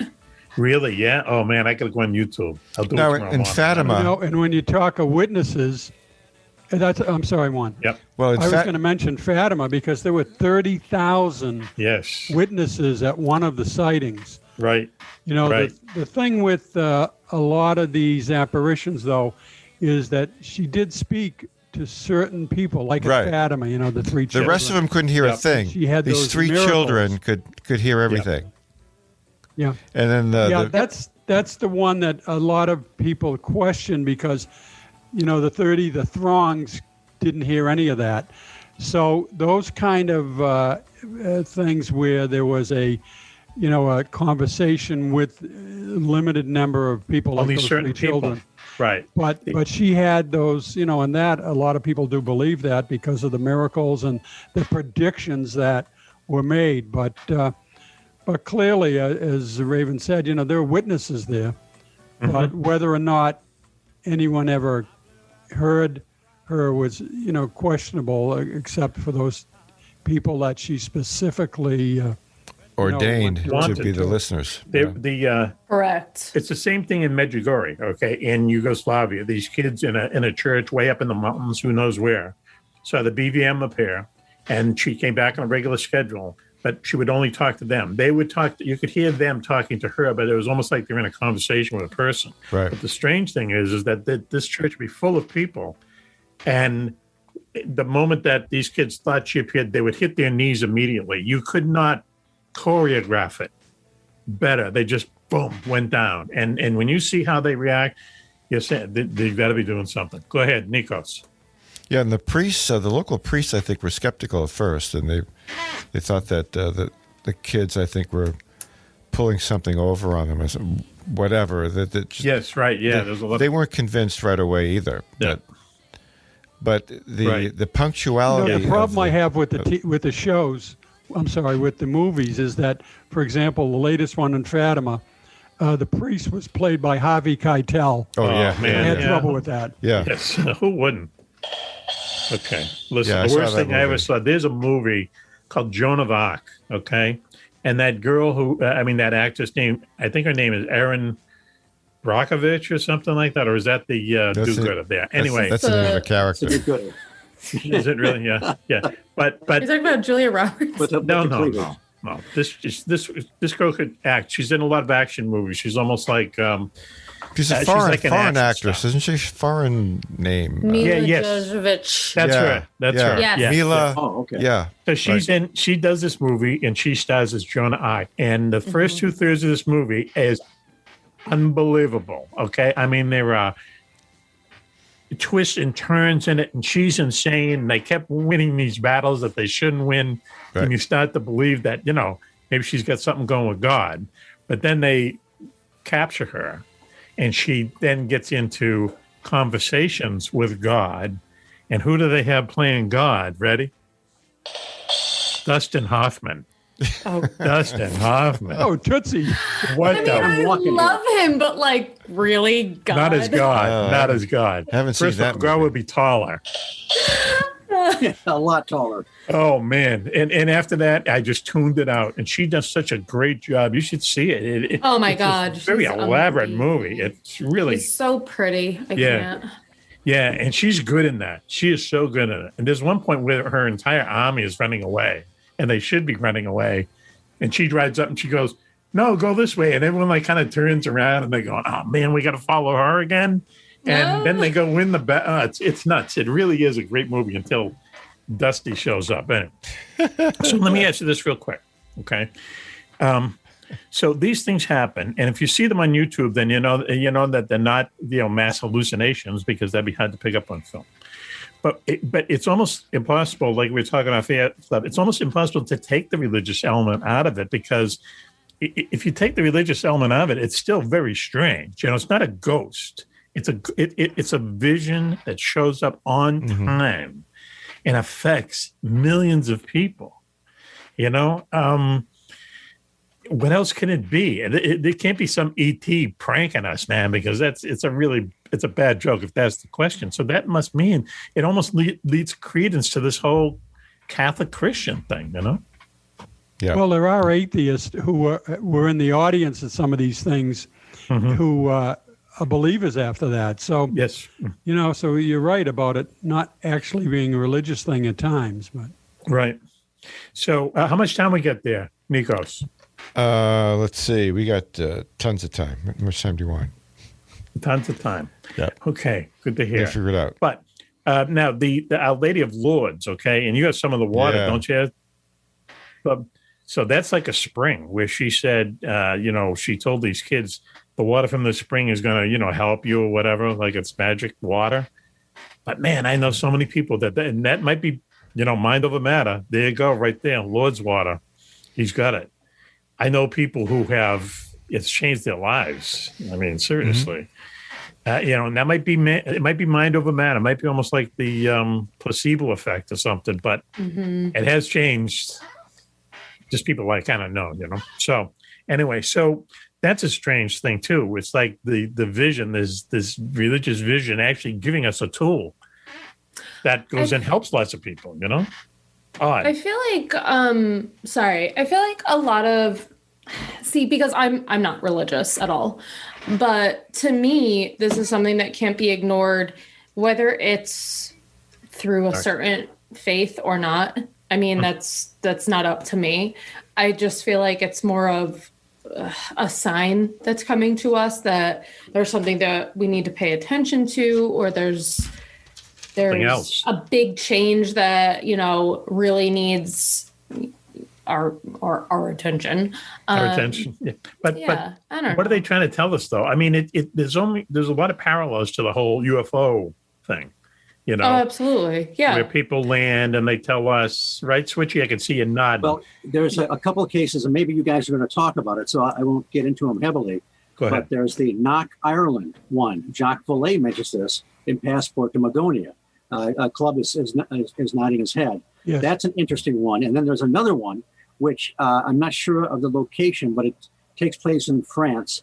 I think 2 sheep herders, brother and sister, see a glowing light or almost an egg-shaped object or something in a ravine with a door, and they see the woman inside weeping, and they have a conversation with her. But I think Clubb might be wanting to say something about the Knock, Ireland one.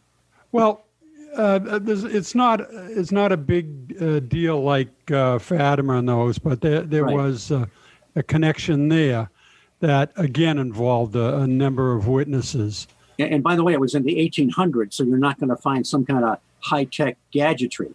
And correct me if I'm wrong, but didn't they see what they thought with the Virgin Mary and maybe John the Baptist and Joseph? There were three individuals there, I think. The three of them. I don't recall, who else. But I remember a woman was overwhelmed with the vision, and it was raining, and right where they were, the rain didn't hit the ground. But she tried to embrace the feet of Mary, and it went right through it like it was just an image. Right. But, Wow. But you're right. Club's right. There's a lot of people that saw this over a period of several hours. Didn't they build an airport near there just to bring the tourists into the? Isn't there a new airport in Ireland near Knock? Or am I thinking of someplace else? I don't know. Yeah. Okay. I've been over there. I always go into Dublin. So I don't know. How many times have you been to Ireland, Dad? I've been there twice. Twice, yeah. But we're looking at a house there now. So you're kidding me. A house that we're moving. Do you guys need like a totally dysfunctional adult daughter? Because I have an applicant. Son? No, I'm dysfunctional. There's one's enough. Okay, all in the family. Wow. So is it? So That's what? awesome, though. So you're going to move. You think at some point you're thinking of moving to Ireland or buying a house there, right? Well, I've applied for citizenship. Really? And because of my grandfather. But yes, we're looking to live there for 6 months of the year. Okay. And then live here for the other 6 months. The sunny 6 months? Yes, of course. Wow, that's crazy. That's fantastic. I still have relatives in Ireland, believe it or not. And my I do too. They're all underground. Yeah, and my father's mother and father were from Ireland, and then my mother's grandfather and great grandfather were from Ireland. Great grandmother, I mean. So I'm right there. So I can connect on this dual citizenship. I'm asking you, Clubb. Oh, I'm sorry. I thought you were telling me. No. It has to be your grandfather. Yes. Or grandmother. Covered. Yeah, because then your father was automatically an Irish citizen if his father was. Okay. But it took me a long time to put all that paperwork together and submit it. It has been on hold because of the over there. They've been immigration's down. But anyways, that's I'll tell you a real quick funny story. When Agent X would go through his security clearances, at one point they made him give up his Irish citizenship, dual citizenship. That's right. Yep. Yeah. That's because of his clearances. Right. That's right. Yeah. Right. And he finally got it back. But that's at one point it was that strict that they would do that. That's crazy. Well, it's at that point now. So anyway, Eileen used to work for the Passport Center, which is part of the State Department, and she had to technically renounce her British citizenship. But she got It's a formality, but I've got the documents. Come in this country, they had to renounce their citizenship to the king, because at that time it was loyalty to the king. They weren't the country then. Yeah, like it makes any difference. You know what I mean? I would never give up my American citizenship. Yeah, me neither. I'd like to go to Ireland though, because it seems like my kind of place. Oh, it is. Yeah, is it? Okay. I want to hang out in all the pubs. Yeah, good. No. Why do you say that? How do you know I wouldn't go see the countryside and all the art? Nah, you'd be at the pubs. That's what I'd be too. You would not go see all the art. All the art. Yeah. But anyway, that's where you'd find me with a Guinness, with looking at all the art. See, I know. I know people from Ireland, and I know there's a few things. Not that we're going to get on this, but there's a few things that really, really drive them crazy. And what it is, if you're American and you identify yourself as Irish American, they don't like that. You're American, they're Irish. And never the train come shall and visit meet. us anytime you want. I've never heard that. Yeah. And also, I can see them having an issue with that. No, I've never heard that. Yeah. Well, I would, we'll talk about this off here, but our friend X, his name comes up again, had me interviewed by the Irish Times about 4 years ago. Okay. And they came to my house, took my picture, and asked me 6 questions about Ireland because I identify myself as an Irish American, because I kind of am. And I got like 5 of the questions wrong. And, 2 weeks later, I'm a dumb Irish guy, American, all over Ireland. The circulation's like about 600,000 people. And there were me God. On the front cover, dressed like a nerd. Thank you, X. So, did they think you were a fraud or something? No, but it was like questions like, I hate to say it, but is abortion legal in Ireland? Oh. No, I said, like doesn't sound it. And they said, oh, yes, it is, or something. I don't know. But basically, they came to kind of get the Dumbo Americans. And, here I am. I'll show you that picture sometime. So, wow, that's crazy, man. I mean, I love these stories, Marian Apparitions, because to me, you always want to think of it. It isn't a ghost story. There's something else going on there. It has these religious connotations. And the fact that this vision in Egypt attracted so many people who aren't necessarily Catholics or Christians or anything, and they saw it. What does that mean? What's it mean? Well, we want to believe in, during times like this, when very difficult times in the world, religion becomes very popular again. Yep. And people want to believe in something, particularly like that. Yep. So they say that a lot of these sites now, that they expect tourism will go up significantly because of troubled times. And it happens during wars and everything else. Mm-hmm. So, we want to believe. Even when people think they see the profile of Christ, like in their damaged window or something, do you know what I mean? Or in their toast or something. Yeah. As crazy as it seems, people come from all over to see it. It happened in Milton, Mass., which is near Dorchester, where they had this window and, those double pane windows. And if air gets in between or moisture, it can make those kind of weird shapes. And it did look, kind of like Christ's face, let's say, People from all over, they had to have cops and stuff directing traffic. And it's that really blew up too in the early 2000s. Because I remember, not like you guys asked me, but my favorite cereal, Cinnamon Toast Crunch. Wait a minute. That's my favorite too. Shut up. No, it's not. Go ahead, please. And I remember everyone was reporting that they saw an image, a vision in a Dorito or on a piece of toast. And I remember there was one that was on a piece of Cinnamon Toast Crunch, and somebody sold it on eBay. And it was for $500,000. Really? Something that was this big, little tiny half inch by half inch. And you wonder, why? This is in the early 2000s. So are people drumming this up just because they have nothing better to do? Whereas they sold it. I mean, yes. You know what I mean? It's just so weird because, back in the early, 1900s, nobody was recording that. You couldn't see it. You couldn't prove it. Nobody was buying something, a piece of cereal for $500,000. Yeah. I think people, I think a lot of it is, like Clubb says, people want to believe no matter what. It's similar to the UFO community, but frankly, because a lot of people want to believe that these are aliens who are looking over us and they're like guardian angels and so on and so forth. All right. But there are people who can take advantage of stuff. But you have to hit it at the right time, right place. Like I remember the toast one, and you look at the toast one and you go, well, yeah, I see it, but is this a message from God to this person's is it post? Purely coincidence? Yes. Or are you seeing, what you want to see?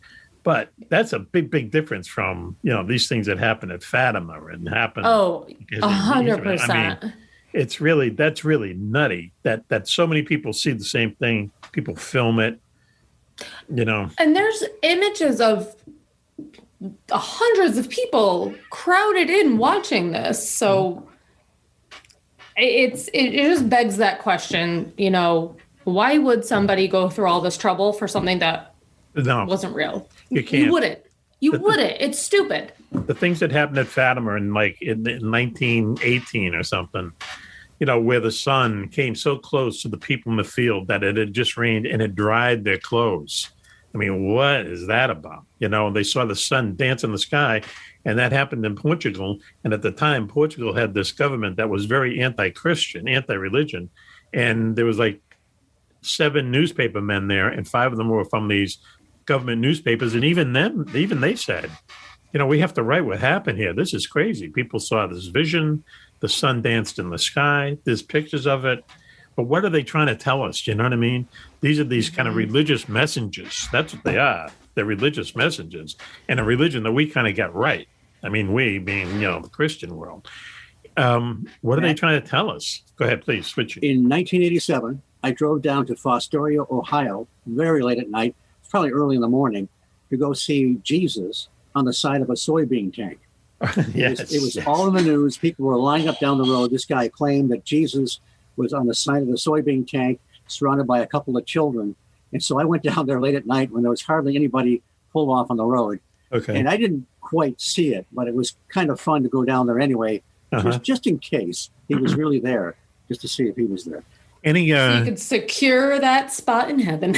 Right. And yes, then, I saw you. While, the guy that owned the property, he painted over whatever people were seeing. Painted? Oh, man, he's going to hell. Of people lining up on the highway, yes, looking at his soybean tank. Wow. Any marijuana involved in this, Switchy? I didn't think that you partaked. Not with me. I can't really. I didn't you would have seen it, anybody else. And when I was there weren't very many people. It was very, very late. And so, you know. Did you try? Did you try to see it? Did you? Yeah. I looked at it for a while and tried to, but it was just kind of a blotch. I mean, you could imagine kind of an outline of Jesus with the long hair and the robe. Yes, the hippie Jesus. You really had to. It didn't really stand out. It wasn't like an 8x10 glossy that was, you know, had been framed or anything. Right. Now, let's just say he is who he is, right? Capital H. Would he really show up on the side of a soybean thing? Well, I don't know. I think I might pick a different venue, but you know, who can decide the will of the divine? Right. Mm-hmm. You would think you'd have a better public relations handler than that, but yes, it is what it is. If you're going to do it, appear to millions of people in Egypt near the pyramid or something, okay? Yeah. Or that'd be perfect. Someplace accessible like Fatima or Lourdes. You know, I mean, or maybe on that Sony screen down in Times Square. I was just about to say New York City. Yeah. Wow, going to the Golden Gate Bridge and something like that. Take over there the was video something. board. There was actually something at a convent in Brooklyn years ago where something would show up. But see, here's another thing too: is that you know the religious messages, only certain people see them. Their message is always the same, I'm assuming, right? In peace on earth, you have to pray for peace. So don't they always kind of say that? Isn't that there? That's kind of it, yeah. To always pray. Yeah. Pray, yeah.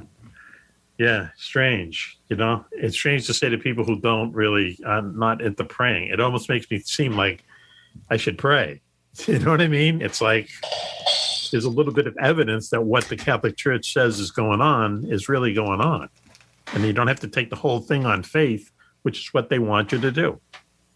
I'm talking to you, Clubb, because you're the... Well, you won't get an argument from me, you know, but I'm a believer. Yeah, okay.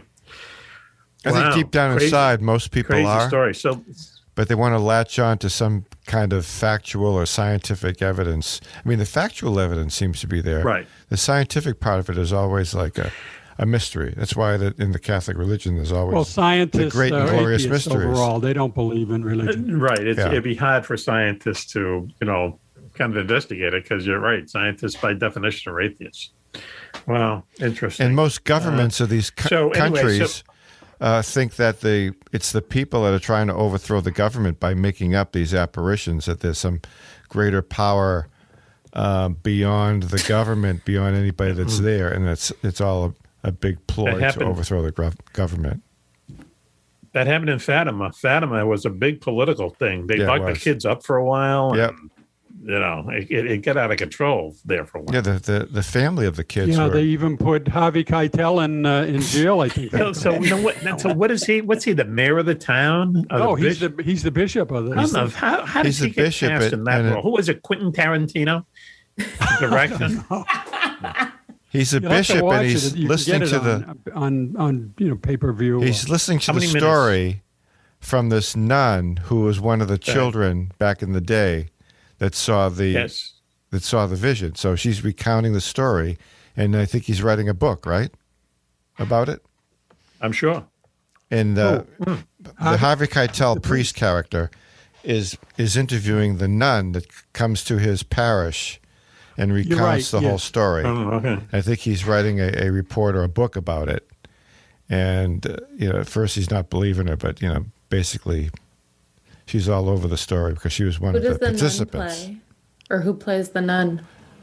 I forget. I have to look it up. I don't think they had anybody on there other than Harvey that you'd know. Yeah. Wow, he must have been vacationing in France or something. To take that it was really a good movie considering that you only knew it. Considering Harvey Keitel was in it, you didn't really know anybody else in it. But hey, listen, now that we're talking about movies, I thought I sent this. I'm not sure who I sent it to, but I was talking off air with someone about Alfred Hitchcock. One, you ready for this? Sure. And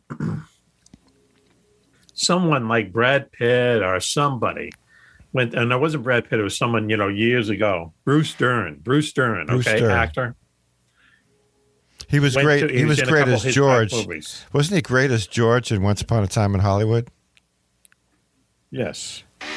Bruce Dern. He went to Hitchcock. I'm blind. Can't you see I'm blind? He said, "Can you please meet Steven Spielberg?" Uh-huh. Steven Spielberg he wants to sit at your feet for 5 minutes. You are his idol. Oh, you sent this to me. Okay. Yeah. You don't have, can you find the line real quick? I can do it. I can probably do it. I have my email pulled up. Hang on. Okay, here we go. Okay, now this is Bruce white Dern. White noise in between, okay? Bruce Dern goes to Hitchcock. Can you please, Steven Spielberg keeps bugging me to set up a meeting with you. Okay, you're his hero. And if you watch his crummy movies, you know why. You're his hero. Please take the time to talk to him. I found it. Okay, and this is what Hitchcock said.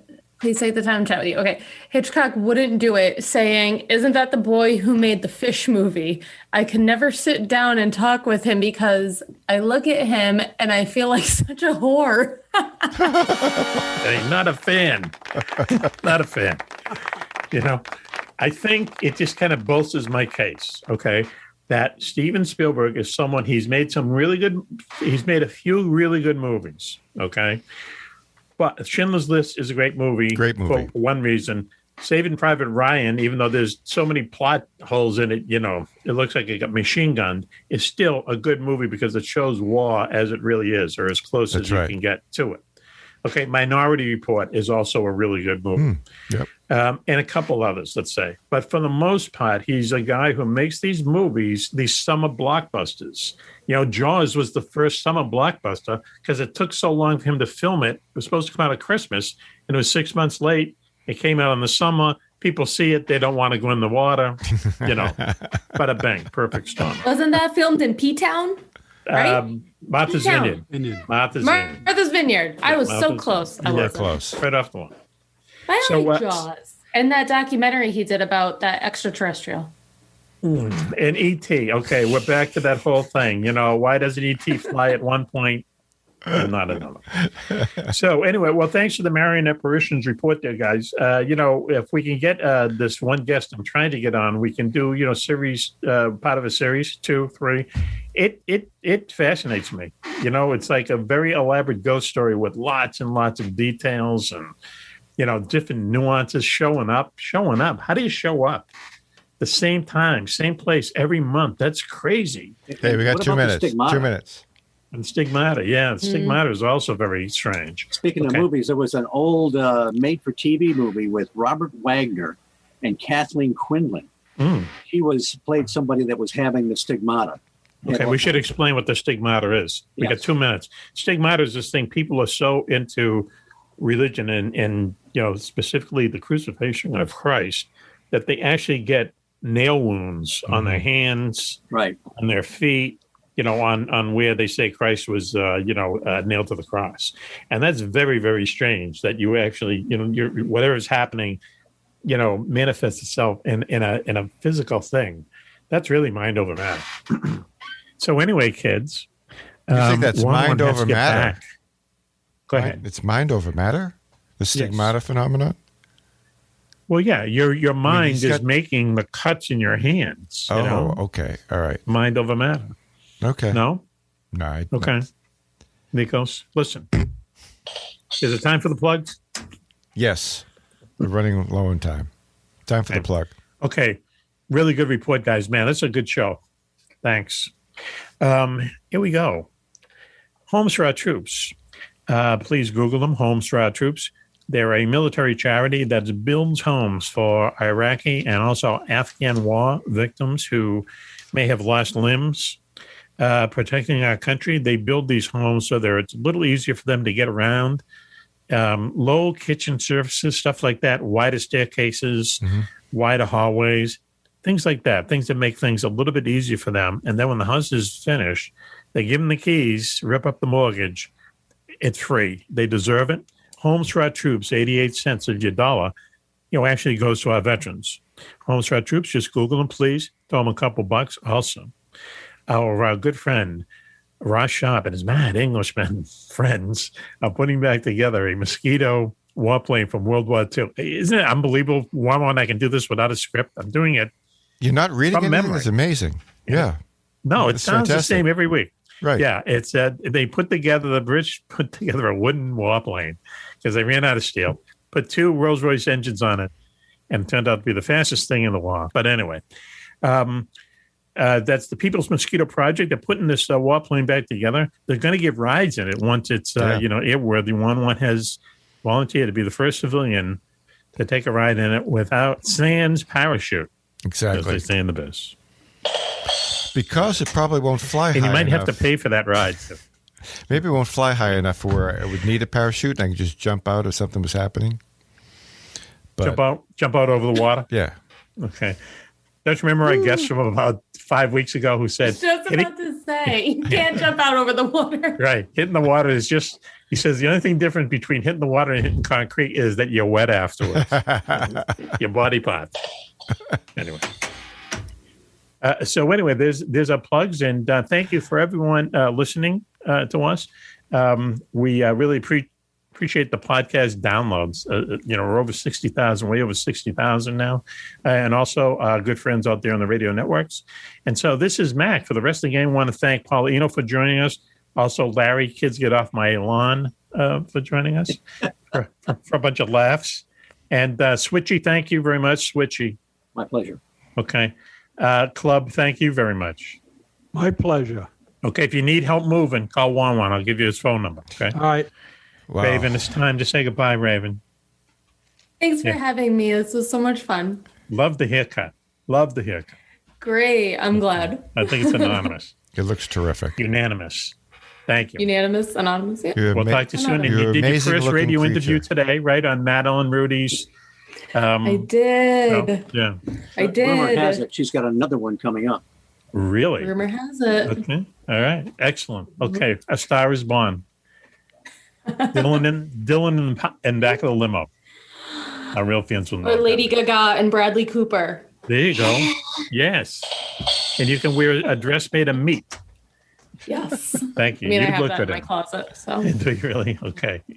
Thank you, Raven. Thanks for joining us. We'll talk to you soon. Okay. Okay. Okay, Wani. Yeah. See you soon, okay? Yeah, you bet. Say goodbye to everybody. Thank you, Paulino. And we'll talk to you soon. And this is back for the entire gang. Until next time you hear us, be safe, be happy, and... Bye-bye.